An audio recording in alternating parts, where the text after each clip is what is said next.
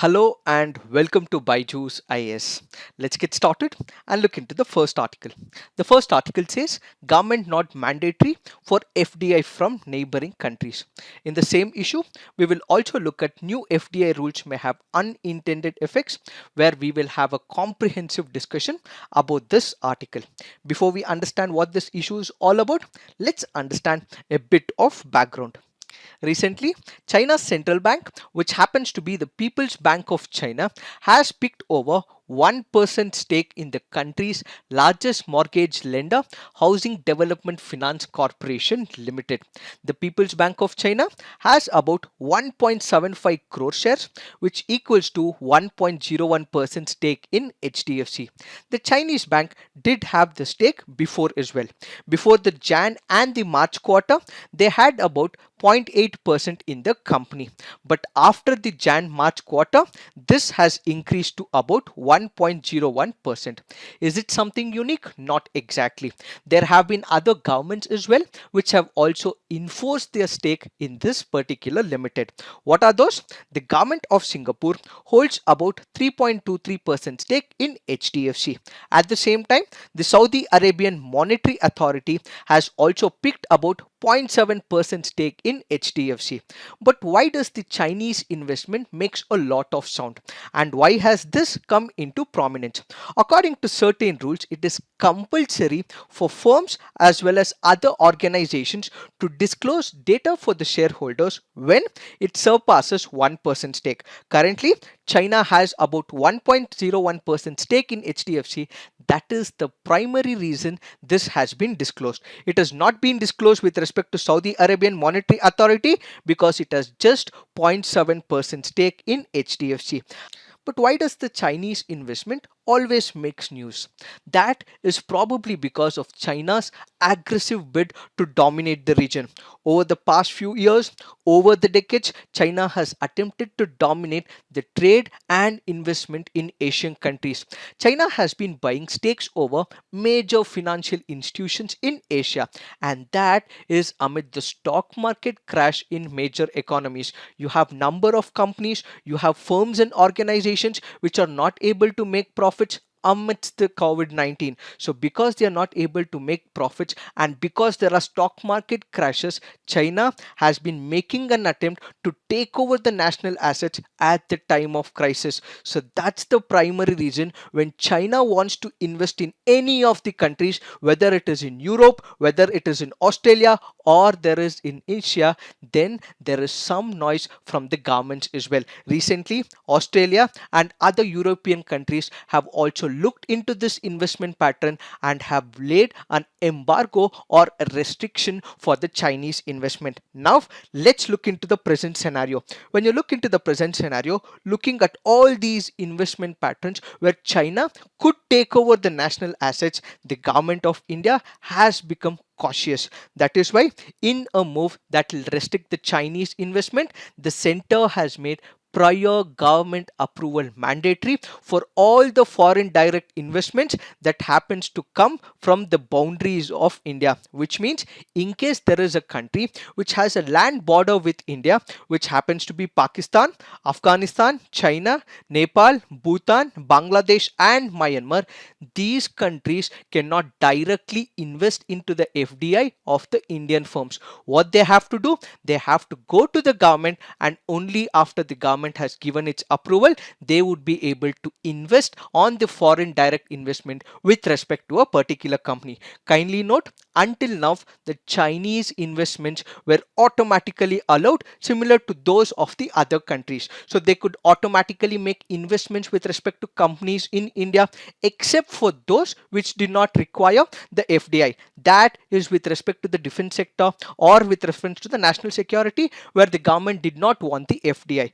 But with respect to all other sectors, Chinese company as well as the state could make investments automatically. Such restriction before was only restricted to Pakistan and Bangladesh. The similar restriction has now been brought to all those countries that have land border with India. So kindly remember, this is basically done in order to prevent any attempt from taking over the national assets. What we also have to remember in this particular condition is why was this decision taken? That is because many of the Indian businesses have come to a halt. Why? Because of the lockdown that has been imposed by the COVID-19 pandemic, and their valuations have been going down every single day. Their profits have been decreasing every single day. So a number of domestic firms and companies may be vulnerable to opportunistic takeovers as well as acquisitions. So in order to curb any opportunistic takeovers or acquisitions of Indian companies, the government has come up with such an initiative. So this move by the government of India is a measure to protect all those vulnerable companies with possibly have low valuations, low profits, and they are believing that this might be taken over by the Chinese investments and companies. So that is why they are curbing the opportunistic takeovers. And another possible reason for this decision is there is no separation between the state-owned enterprise and the private enterprise of China. Why? Let's say for example in United States of America there is a clear cut difference of the state-owned enterprise and the private-owned enterprise. Apple may be a part of United States of America, but there is clear demarcation of the state-owned as well as the private-owned entities. But when it comes to China, a private enterprise like let's say Alibaba's enterprise, or with respect to Tencent, or with respect to Huawei, all these companies have a direct connection to the state-owned enterprise. In fact, if the Chinese Communist Party asks them for certain information, they have to give such information. So if a private company from China does make an investment, and this investment will obviously mean sharing of information from an Indian company to the Chinese company, and this ultimately means the private company of China is also giving all information to the Chinese Communist Party. So that's the primary reason this decision was taken by the government of India. So what happens in the near future? The government's approval becomes mandatory, which means the company will have to file an important application through the foreign investment facilitation portal, which facilitates clearance. The application will then be forwarded to the ministry with respect to a particular department, and this department will make all the necessary consultation, and only if the consultation feels that this will not have an impact on India, then they might approve or they might reject as well. And this will ultimately be decided by the Department for Promotion of Industry and Internal Trade, Ministry of Commerce. So what are the new rules that they have come up with? According to these rules, non-resident entity can invest in India. What is this non-resident entity? So entity here stands for a firm or an organization or a company. So such company which does not have land borders with India would be able to make investments in India. So all these entities which have their origination in these countries will not be able to make invest in India, but other entities which have their bases from USA or from Australia or any other country apart from this can make investments. These countries can also make investments, but only after getting the government's approval. So kindly remember, all the existing and the planned investments will also have a restriction. In case they have already made an investment, that is fine, but in the future if they are planning to make any investment in the future, that will come under the lens of the government. This will also include the greenfield projects, those projects where something new will be added, and this will also include the brown investments, which means there is an existing project, and if the company is planning to invest in it, then they would not be able to do so. So it also does not distinguish between different types of industries as well, whether this particular industry is with respect to financial institution, or with respect to the venture capital funds, or with respect to the tourism sector, or with respect to the automobile sector. Irrespective of which sector, they would not be able to make any investment in the existing as well as the planned investments. So this is what the new regulations are. However, there are some negative impact of this move as well. What are these negative impacts? The restrictions on the greenfield investments will ultimately impact India's Make in India initiative. Why? Because India has been trying to move trying to bring as many Chinese firms into India. For example, let's take the mobile manufacturers. They come to India, they manufacture in India, and at the same time they also export from India. So it means India has ultimately tried in the past to woo or bring majority of the Chinese firms like the mobile manufacturers to set their manufacturing bases in India so that they can actually reduce the imports from China. But this particular initiative of FDI that the government has come up with means that they would not be able to come and establish their manufacturing entities in India. The China's investment in India spans across multiple sectors, and one important sector is with respect to the technology, and the most important of all is the Indian startup ecosystem. A lot of the Chinese investments have happened in the startup sector. Let's take for example the Flipkart. Flipkart has an investment from Tencent which is about 5%. Then you have Alibaba, which also has significant stake in Paytm as well. What would happen now? These companies will not be able to make any investments in the future, or any greenfield projects cannot be initiated. So this means the investment may cause bankruptcy, and ultimately it could result in job losses as well. So the decision will be a dampener for all such initiatives and may act as a disincentive for future investments from the Chinese. So this may also strain the bilateral ties between India and China as well. However, what we also have to remember is that the market pundits, the strategists of economy, have also fear that Chinese with large foreign exchange reserve as much as about $3 trillion may buy shares of the multinational companies and eventually take over the management. So such a restriction is warranted at least until the COVID-19 crisis is completely off. As long as this particular crisis is present, India coming up with such restriction is good one, is what some of the economists have suggested. Now let's look into the next article. This article says most online content on child sexual abuse is from India. Before we understand what this article is, let's have a bird eye view about the definition of child sex abuse material and virtual child sexual abuse material. What is a child sexual abuse material? Basically, it is also called as child pornography. This refers to any representation by whatever means of a child who is engaged in sexual activity. This is any representation of a sexual part of a child who is less than 18 years of age for sexual purposes. So when a video of a child who is engaged in a sexual activity or who is enticed into a sexual activity is passed on through a video or through an image is what is called as child sexual abuse material. Kindly note, any person who is less than 18 years of age, it can be boy or a girl, who is engaged in such activity is what is called as child sexual abuse material. And at the same time, we also have to know the meaning of virtual child sexual abuse material. On one side, when you look at child sexual abuse material, it happens in the real time scenario. So there is engagement of a physical body of a child.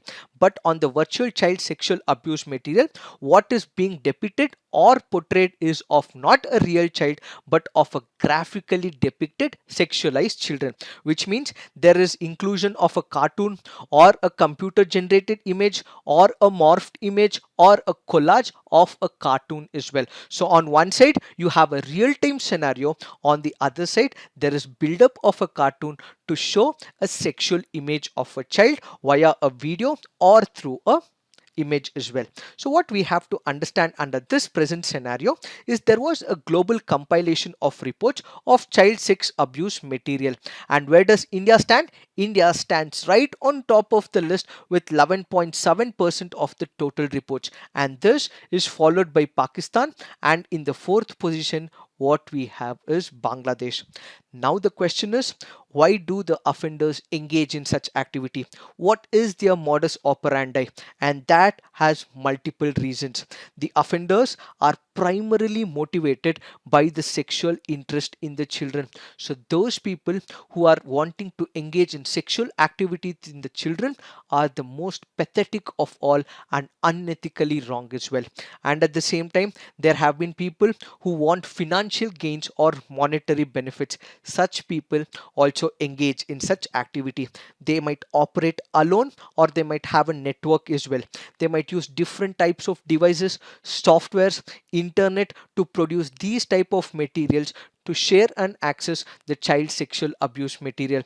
They sometimes apply all those encryption methods and use more hidden platforms online to conceal their identity so that they would be able to transmit the video or an image of a child. Now what we have to understand is, why does India have so many issues when it comes to child sexual abuse? What we have to look at is important statistics. When it comes to the statistics, this year the center received a total of 1.68 crore reports with respect to the child sexual abuse. Why is this happening? And that is because of certain challenges within the country. The Economic Intelligence Unit has a benchmarking index called as Out of Shadows, which deals with child sexual abuse. This index looks into the profile of the country. It analyzes and examines what have been the government response with respect to the child abuse. So this is on the basis of four important parameters. What are these? One is with respect to the context and environment in which child sexual exploitation has occurred. Where has it occurred? In what type of society has it occurred? Whether it is in the rich, poor, middle class, what is the scenario? That is the first criterion that has been used by this index. Followed by this, it looks into the effectiveness of the legal framework. Let's say, for example, we have number of laws, one with respect to the IPC or the POCSO Act. Have they been effective in curbing the menace of child abuse is what this particular index will look at. And the third important one is whether the government commitment and capacity has taken place to actively strengthen the institutions within the government. And finally, what it also looks at is how is the private sector responding, how is the civil society responding, and how strong is the media in putting a curb to this menace of sexual abuse. So all these criteria have been taken by the Economist Intelligence Unit, which gives out an index called as Out of Shadows. So what this research from the Economic Intelligence Unit has concluded is that India has been faring very badly when it comes to addressing of issues of child abuse. So research in about 28 countries including China, India and Russia means that they found out about 17% of the children also face cyberbullying as well. This is one of the index released by the Economic Intelligence Unit. What are the other challenges? India is not a member of Virtual Global Task Force. This is an international collaboration of law enforcement agencies, non-governmental organizations, industry partners. Why? So that they are able to protect the children both on online as well as offline sexual exploitation. The major objective of this organization being that they want to ensure that internet becomes a safer platform for the children. They want to identify, locate and help children who are at risk, and also bring all the offenders to account and put behind prisons as well. But what is the major problem? India is not part of this virtual global task force, that which is an international collaboration. India is also not part of another organization called as We Protect. This We Protect as an organization is a global alliance, and that which is led by the UK government. So what does it do? This will have the heads of the state as members. Why? So that they can stop online child sexual abuse and exploitation. And kindly remember, though India always says that it has access to Interpol's International Child Sexual Exploitation Database, but it is unclear how CBI is making effective use of this database. So the only base that India has is with respect to the United States based NCMEC, which stands for National Center for Missing and Exploited Children. This is nothing but a private non-profit organization. India has access only to this international organization. Why are we discussing all this? That is because internet is one such platform which has no boundaries. It can originate somewhere and it can ultimately end up somewhere as well. The offensive content can originate from any country. So what's missing with respect to India is cooperation from all these organizations, from all these countries, which is very essential for cracking the crime. So because India is not part of all these organizations and entities, they are not able to curb the menace of sexual abuse, and that is the primary reason why we have so many incidences of sexual abuse in India. So what are the steps taken by India to bring an end to sexual abuse of children? What we currently have is the Indian Penal Code and the POCSO Act, which is comprehensive and it is also gender neutral.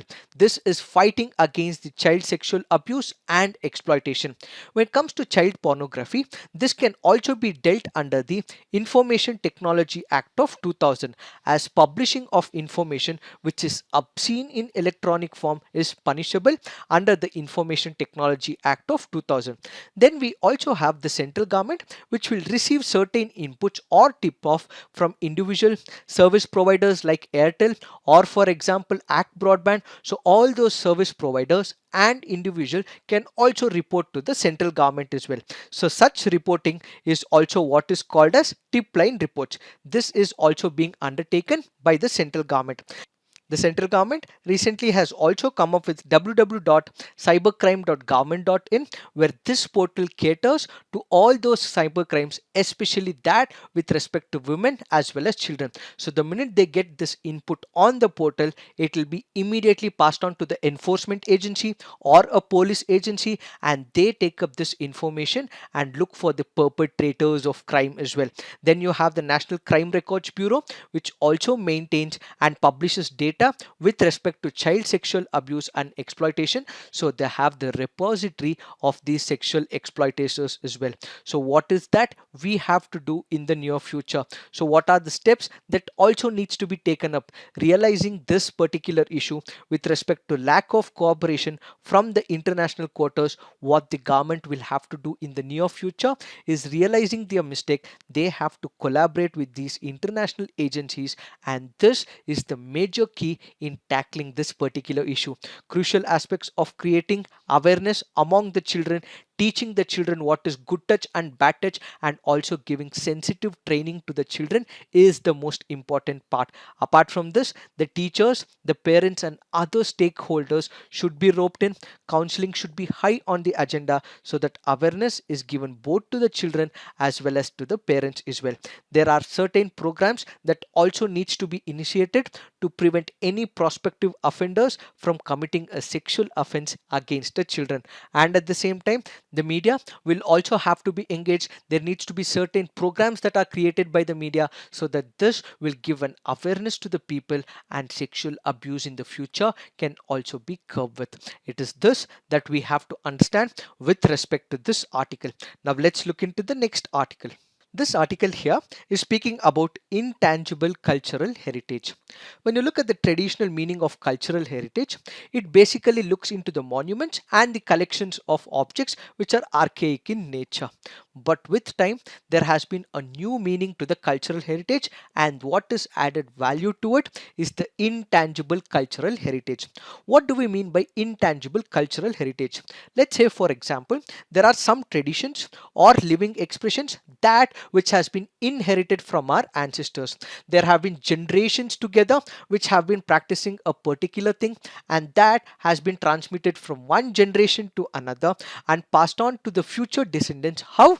Through the oral traditions, or by performing arts, or through social practices, or by performing rituals, or celebrating the festivals. And these type of knowledge and practices which happens to be transferred from one generation to another, from one descendant to another, is what is called as intangible cultural heritage. That which means the knowledge of traditions, skills, as well as customs passed from one generation to another. What is the importance of this intangible cultural heritage? This means that as we move from one generation to another, the previous generation may have a wealth of knowledge that which the present generation might not know. So when you are taking this knowledge from the previous generation, it also means you're transmitting the same for the future generation. Not everything can be in the form of books, and not everything can be encrypted in the form of data. So in such a situation where knowledge is transmitted from one generation to another, what it means is that knowledge will be transmitted and can be safeguarded as well.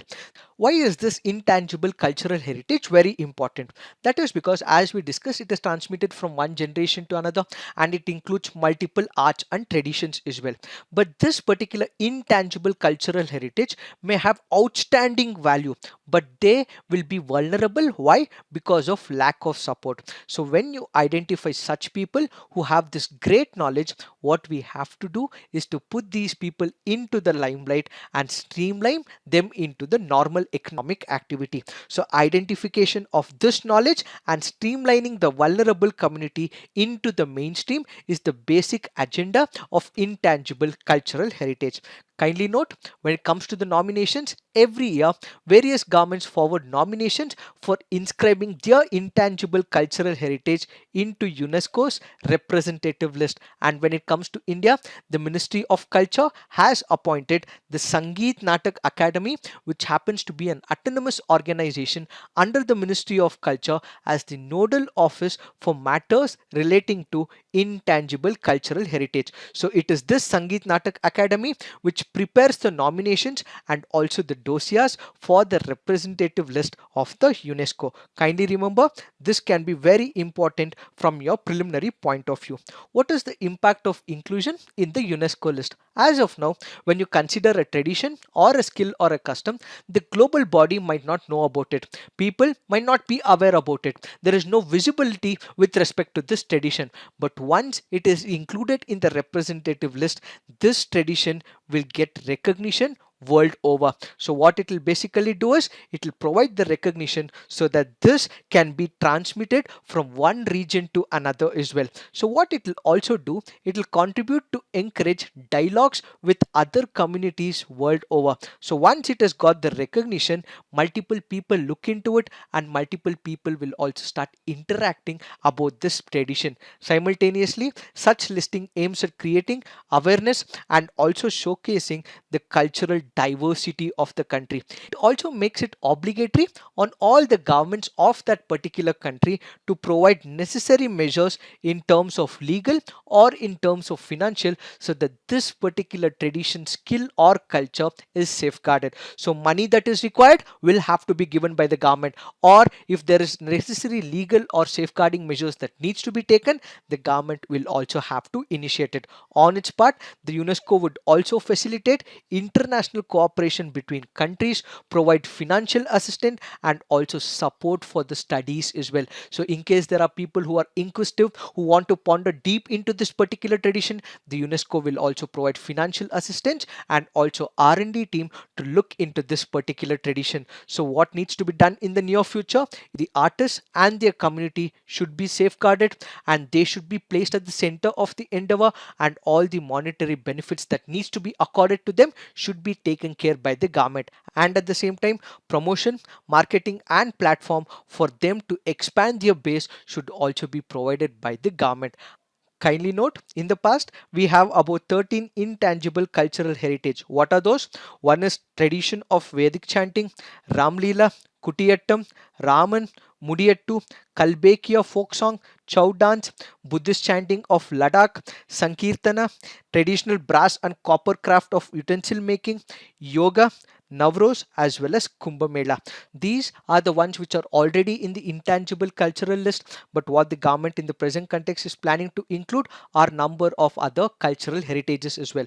Once UNESCO accepts these recommendations, one of these or few of these will be added into the representative list. So what are these? It includes Gujarat's Patola silk, it includes the Kashmir's Kalambat Garana, which is a part of the Sufyan music. It is also speaking about Kerala's martial art form, Kalaripattu, and also about the puppet theater as well. It is this that we have to understand with respect to this article. Now let's look into the next article. This article, the US freeze on World Health Organization, we have explained on 16th of April 2020 under the sixth topic. There isn't anything much to discuss about it. The clear-cut explanation for the same has already been given. Now let's look into some of the preliminary practice questions. Which of the following are forms of shadow puppet theatre? Tolpavakutu, Togalu Gombeata, Ravanachaya, and Kathputli. Which of them are correct? The answer to this is 1, 2, and 3. Why? The Kathputli that we are speaking about is not a shadow puppet, but instead it is a string puppet from the region of Rajasthan. Now let's look into the next practice question. Consider the following statements about Edakal caves. They are located on Ambukuti Hills. The cave walls contain a collection of Neolithic rock engravings and their images. Which of the above statements are correct? The answer to this is both. Why have we taken this practice question? Because of the reference made in this article. Kindly note, this Ambakuttu Hills is in the district of Wayanad in the state of Kerala. What is so special about it is the Edakal caves. They are located at a height of about 1000 meters on Ambukutti Mala, which is also named as Ambukutti Hills. The name Edakal literally means a stone in between. The Edakal caves are believed to be camping shelters of Neolithic community, and the cave walls contain a collection of Neolithic rock engravings and images. Now let's look into the next practice question. Which mountain range is not present in Europe? Is it Alaska range, Carpathian mountains, Pyrenees mountain range, or the Alps mountain range? The answer to this is Alaska range. This is in the North America and it is not present in Europe. Why have we taken this practice question? Because of the reference made in this article with respect to Matterhorn mountains. These Matterhorn mountains are part of the Alp range as well. So what is this Alp range? They are the highest and most extensive mountain range system that lies entirely in Europe. They stretch approximately 1200 kilometers and they cross 8 alpine countries. What are those? France, Switzerland, Monaco, Italy, Liechtenstein, Austria, Germany, and Slovenia. The mountains were formed over tens of millions of years as the African and the Eurasian tectonic plates collided with each other. Kindly note, Mont Blanc is the highest mountain in the Alps and it spans the French and the Italian border. Where is it? It is in this part. And also note, the Matterhorn is a mountain of the Alps straddling the frontier between Switzerland as well as Italy. Now let's look into the next practice question. Both foreign direct investment and foreign institutional investor are related to investment in a country. Which of the following statement best represents an important difference between the two? The answer to this is FII helps in increasing capital availability in general, while FDI only targets specific sectors. Now let's look into the mains practice question. The new FDI policy is a step in the right direction to prevent foreign entities from taking over national assets at a time of crisis. Comment. Preventing and combating online child sexual exploitation and abuse will require multi-sectorial cooperation. Discuss. Please write all your answers on the comment section, and in case there is a need, also come up with constructive criticism so that your fellow pals can also improve as well. So this is it for today. Thank you for watching. All the best.